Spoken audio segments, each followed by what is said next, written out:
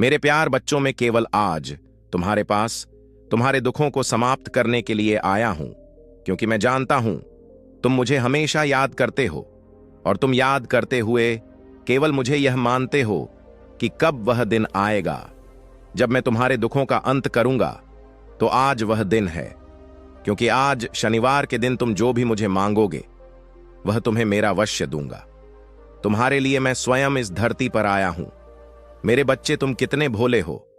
तुम सदा ही यह सोचते हो कि तुम्हारे दुख समाप्त क्यों नहीं हो रहे, परंतु तुमने कभी यह कोशिश नहीं करी कि उन दुखों को मैं दूर कैसे करूं, क्योंकि तुम्हारे दुख केवल तुम्हारे मां में बेस हैं, और तुम्हारा मां ही तुम्हारे दुखों का सबसे बड़ा कारण है।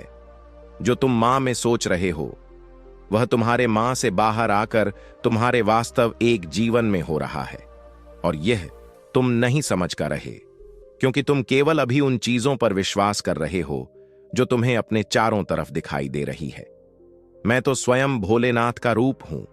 मैं अपने भक्तों को हर दुख से दूर करने के लिए ही इस धरती पर समय समय पर आया हूं।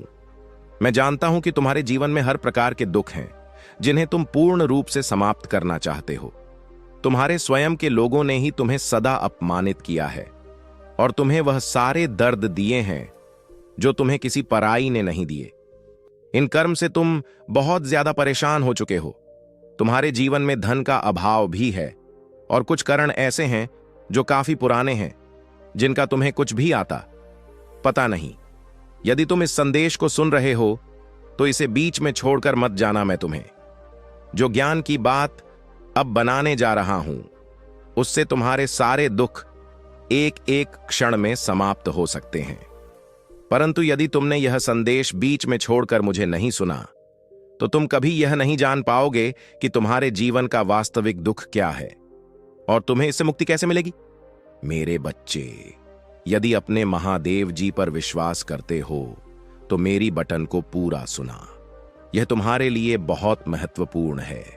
तुम्हारे मां के अंदर जो चंचलता है उसे पहले समाप्त करना अनिवार्य है, क्योंकि जब तक तुम्हारा मन स्थिर नहीं रहेगा तुम किसी भी एक कार्य पर पूर्ण रूप से ध्यान नहीं लगा सकते।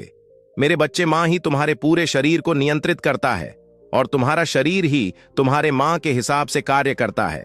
यदि तुम्हारा मां ही उचित प्रकार से कार्य नहीं करेगा तो तुम्हारा शरीर कैसे कार्य कर सकता है। तुम्हारा मां तुम्हारी शरीर का सर ही है, जो तुम्हें उचित दिशा की ओर या फिर बुरी दिशा की ओर लेकर जा सकता है, और यह केवल तभी संभव है जब तुम अपने मां को काबू ना कर पाओ। हर समस्या का समाधान तो हमारे पास होता है, परंतु हम कभी उसे समस्या से लड़ने के लिए अपनी पूर्ण शक्ति का उपयोग नहीं करते। यदि तुम सबसे पहले भरोसा खुद पर करो तो किसी भी चीज को करपन असंभव नहीं है, पर तुम तो केवल दूसरों पर भरोसा करते हो, जो दूसरी लोग तुम्हें सदा घृणा और जलन की भावना से देखते हैं। उन्हें लोगों को तुम अपना मानते हो, परंतु तुम यह क्यों नहीं सोचते कि जब कोई इंसान तुम्हें खुश रहते नहीं देख सकता तो वह तुम्हारे दुखों में तुम्हारी सहायता कैसे करेगा। यह तो तुम्हारी सबसे बड़ी कमजोरी है कि तुम सबको अपने जैसा समझते हो। मेरे बच्चे, तुम्हारा दूसरों पर इतना अति विश्वास तुम्हारे दुखों का कारण है।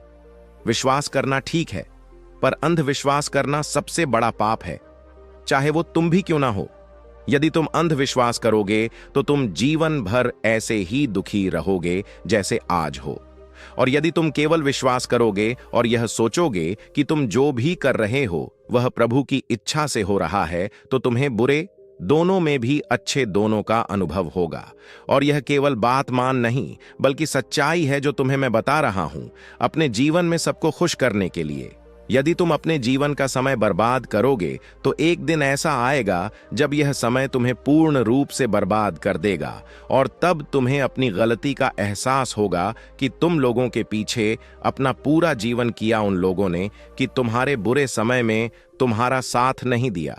समय चाहे कितना ही खराब क्यों ना हो, यदि तुम्हारा स्वर्णिया पे नियंत्रण है तो खराब समय में भी तुम अच्छे समय को ला सकते हो। ये केवल तुम्हारे मां की शक्ति और तुम्हारी आत्मा शक्ति से ही संभव है। आत्मशक्ति से बड़ा इस संसार में कुछ भी नहीं। तुम्हारे जीवन में जो इस समय धन का अभाव है वह तुम्हारी कुछ कैमियों के कारण है। उन कैमियों को ढूंढने के लिए तुम्हें अपने दैनिक जीवन पर नजर डालनी चाहिए। जब तुम अपने दैनिक जीवन के चक्र को निहार कर उसे सुधरोगे तो तुम स्वयं ही अच्छे कार्य करने ग जाओगे। मेरे बच्चे, बुरे कार्यों का अंत तो बड़ा ही होता है, परंतु यदि तुम अच्छे कार्य करके अपने अंदर सुधार लाना शुरू करोगे तो तुम्हें उसका उचित फल अवश्य मिलेगा। ये मत सोचो कि तुम्हारा समय कितना खराब हुआ है। ये सोचो कि तुम्हें अब अपना आगे का समय अपने अच्छे कार्यों पर लगाना है और आगे बढ़ाना है। मैंने तुम्हें जो भी बातें बताई हैं वह केवल इसलिए बताई हैं ताकि तुम उन बटन को मानकर उन गलतियां में सुधार करो जो तुम रोज करते हो। लेकिन अगर तुमने मेरी बटन को मानकर भी सुधार नहीं किया तो आज जैसे तुम दुखी हो, तुम पूरे जीवन में ऐसे ही दुखी रहोगे। और यह दुख तुम्हारा तब तक रहेगा जब तक तुम अच्छे बनने के लिए कार्य शुरू नहीं करोगे। मेरे बच्चे, अच्छाई और सच्चाई तो सदा मनुष्य की पहचान होती है। जो सच्चाई से आगे बढ़ते हैं वह सदा ही खुश रहते हैं, और जो बुराई से आगे बढ़ते हैं वह सदा दुखी रहते हैं। अब मैं अपने धाम वापस जा रहा हूं, लेकिन यह याद रखना, तुम मेरे प्रिय भक्ति थे और हमेशा रहोगे। लेकिन मेरे बच्चे, मुझे निराशा मत करना। मेरे द्वारा बताई गई बटन को आज से ही अपना लेना। तुम्हारा कल्याण हो। मेरे बच्चे, सदा खुश रहना। महादेव जी आप सब